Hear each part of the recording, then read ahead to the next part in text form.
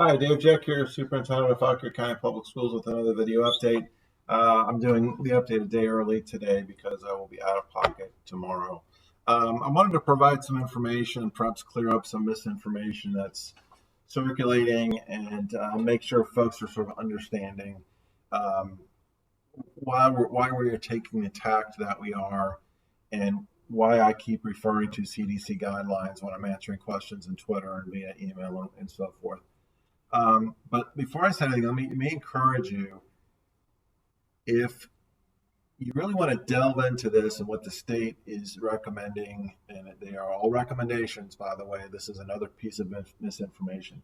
The state is making recommendations, and what they're telling school divisions is this: we are making recommendations based on the information and the advice we're getting from the Centers for Disease Control, and that information is being sort of incorporated at the Virginia Department of Health. It's the same direction, and the state is saying, so here's our recommendations to you. Here's what we think you ought to do, and then here's a bunch of questions, FAQ questions that are at the VDOE website. I would strongly encourage you to visit that website and look at the CDC recommendations, guidelines, and the frequently asked questions, because right now where I am or where we are, and as folks are asking me questions and soliciting, for information, most often I'm referring back to the CDC guidelines. That is, in terms of the totality of information and recommendations, big picture wise,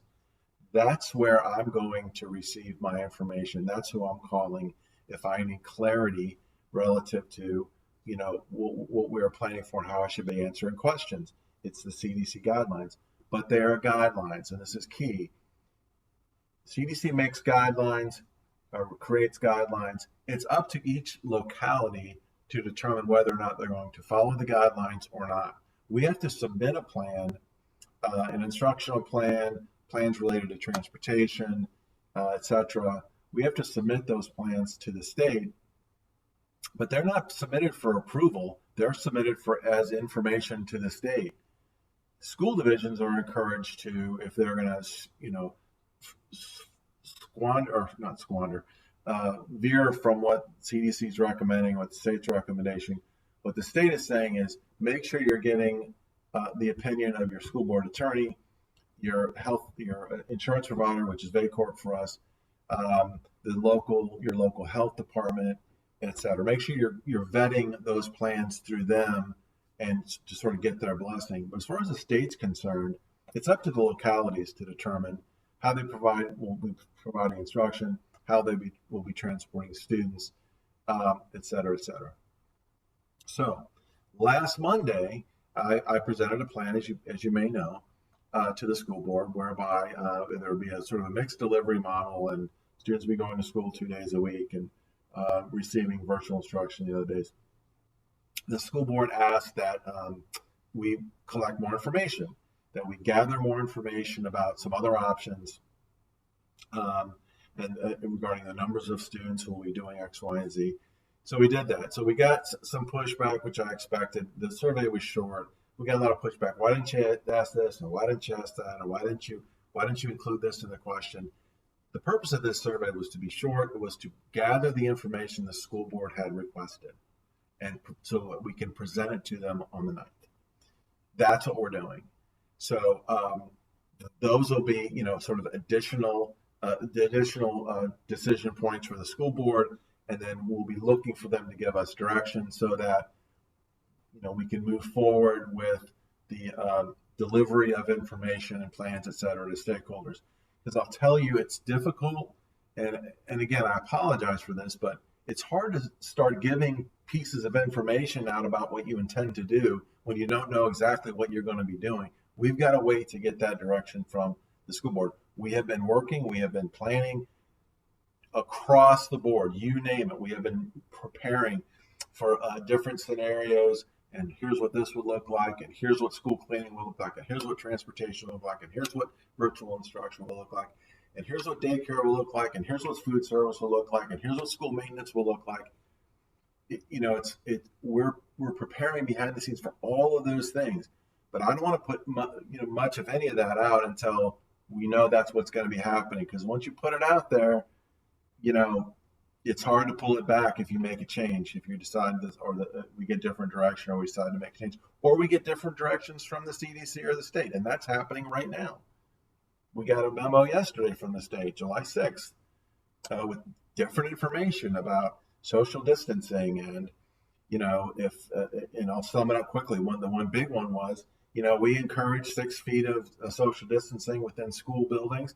But if you decide to do 3 feet, make sure everyone's wearing a mask. Well, that's kind of new information for us. So it's something else to consider, because I'm getting a lot of questions about masks, and are people going to be required to wear masks? And the CDC is requiring the wearing of masks. No, they're not. They are encouraging the wearing of masks, and more strongly encouraging, when feasible, the wearing of masks if 6 feet of social distancing cannot be provided for, or not be sort of guaranteed. Or so it's another, sort of a twist and turn. But these things are, again, these are recommendations, and we're looking forward to getting more information from the school board on Thursday. And believe me, the school board, they care deeply about safety of students, and that's what's first and foremost. They just were asking for more information. Okay, on our end, in our defense, we're under a time crunch, and we need to start getting information out to parents, teachers, as quickly as we can. So I want to finish up with this. And by the way, the meeting on the 9th is a work session, so it'll be live streamed, but work sessions, we typically have one work session a month. They are not, citizens cannot participate in the meetings, right? The meeting on the 13th, however, which will be at the Fauquier High School auditorium, folks will be able to sign up for citizens time and share thoughts, et cetera, et cetera. So we're looking forward to getting that direction from school board, and we will move forward, move quickly with getting information out. And there's a lot of questions. There's so many questions that are rising to the surface. That document I mentioned at the VDOA website is really helpful. It's a FAQ document, and it answers many of the questions that we've been receiving. And then we're gonna do our second round of FAQ questions and answers. Tara Halkowski's working on that now, actually, because we're getting a lot of questions, different sorts of questions. I want to speak to staff. I mentioned, I want to make a couple comments to staff. So staff, I hear you. I've received your emails and your tweets, etc., about things like I have a pre-existing condition, or my spouse has a pre-existing condition, or I'm just afraid to go back to work, because of all the unknowns, and everyone should be required to wear masks, etc., etc. I hear those questions, and how is the provision of online instruction going to differ than what we did in the spring? So we're going to be ready. We are adding that week of professional development time prior to the first day of school, so it'll be 2 weeks. We'll be providing lots of training during those 2 weeks. But here's the I've mentioned it several times. Here's the pre-existing condition answer. If you have a pre-existing condition and you're vulnerable, we're going to accommodate you. We're going to accommodate that. Where it gets trickier, and where HR will be providing more information, are things like my spouse has a pre-existing condition, or I'm just completely wigged out at the thought of going back to work with a bunch of kids, who aren't wearing masks potentially. So those are different questions that we're going to have to answer through HR. But we are going to try to work with you. But having said that, I'm also going to say this, and I said this to the FEA group a week or so ago. If you're under contract, and if you're listening to this and you're working with Fauquier County Schools, you probably are. If you're under contract, our expectation and our anticipation is that you come to work and you're working, etc. For those folks who have these extenuating circumstances, you're going to have to work through HR. Frankly, I'm very reluctant to start answering people's medical condition questions on Twitter. And I'm just not comfortable doing that. And some folks have emailed me, and I think I've most instances directed them to HR. But our expectation is if you're under contract and school starts, that you're with us and you're at work. And but there's still plenty of decision-making points that lie ahead, and that's kind of where we are. But Thursday is an important day as far as direction of the school board, as is Monday at the regular school board meeting at Faulkner High School.